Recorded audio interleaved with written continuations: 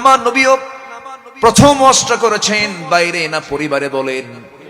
পরিবারে জাবালে নূর থেকে কোরআন নামক আলো যখন নিয়ে আসলেন, ঘরের মধ্যে ঢুকিয়ে বলছেন, জাম্মিলুনি জাম্মুলিনি ইয়া খাদিজা, খাদিজা তুমি আমাকে বস্ত্র আচ্ছাদন করে দাও। লাকাদ খাশিতু আলা নাফসি, আমি আমার নিজের জীবনের শঙ্কিত, মনে হয় মরে যাব, মনে হয় বাঁচবো না।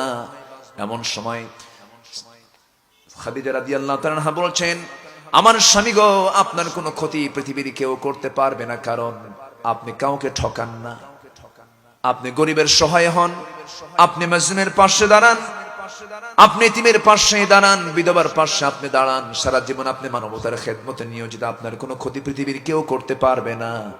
এই কথা শোনার পর খাদিজা বলছেন, স্বামী গো, আপনি চিন্তা করবেন না, আপনি কি যেন বলতে চাচ্ছেন আমাকে বলুন। রাসূল সঙ্গে সঙ্গে বলছেন, খাদিজা 15 বছর ধরে তোমার সঙ্গে আমি দাম্পত্যময় জীবন কাটালাম। ও খাদিজা, আজকে তোমাকে এমন একটা কথা বলবো যেই কথা ইতিপূর্বে তোমাকে আমি কোনোদিন বলি নাই। আজকে তোমাকে একটা প্রপোজ করবো। আমি কি প্রপোজ? এতদিন ধরে আমার সঙ্গে তোমার সঙ্গে পরিচয় ছিল, তুমি আমার স্ত্রী, আমি তোমার স্বামী। আজকের থেকে আরেকটা নতুন পরিচয় হলো, আমি কিন্তু আল্লাহর নবী। আল্লাহ আমাকে কোরআন নামক কিতাব দিয়েছেন, জিবরিল আমিন আমার কাছে ওহী নাযিল করেছেন, আমি আল্লাহর নবী। তোমার কি বিশ্বাস হয়? সঙ্গে সঙ্গে খাদিজার চোখে অশ্রুপূর্ণ হয়ে গেল, কাঁদতে কাঁদতে বলছেন, আমার স্বামী গো, এই 15 বছর আপনার সঙ্গে সময় কাটিয়ে এটাই আমি নিশ্চিত হতে পেরেছি, আজকে আপনি সত্যি আল্লাহর নবী। এই চরিত্র সাধারণ কোন ব্যক্তির চরিত্র হবে না, যার জীবনে অযাচিত একটা মিথ্যা মুখ থেকে বের হতে দেখলাম না, আমানতের খেয়ানত হতে দেখলাম না, যিনি উশৃঙ্খল জীবন যাপন পছন্দ করেন না। আপনি যে আল্লাহর নবী, এতে কোনো সন্দেহ নেই। রাসূল পরিবারে আগে দাওয়াত দিলেন, সঙ্গে সঙ্গে হাতে হাত মিলাইয়া তাকে পড়াইয়া দিলেন, আশহাদু আল্লা ইলাহা ইল্লাল্লাহু ওয়াহদাহু লা শারীকা লাহু ওয়া আশহাদু আন্না মুহাম্মাদান আবদুহু ওয়া রাসূলুহু। এই জন্য সবার আগে আমরা কাজ করব, আগে সমাজে না পরিবারে। আসতে বলবেন না, কোথায়?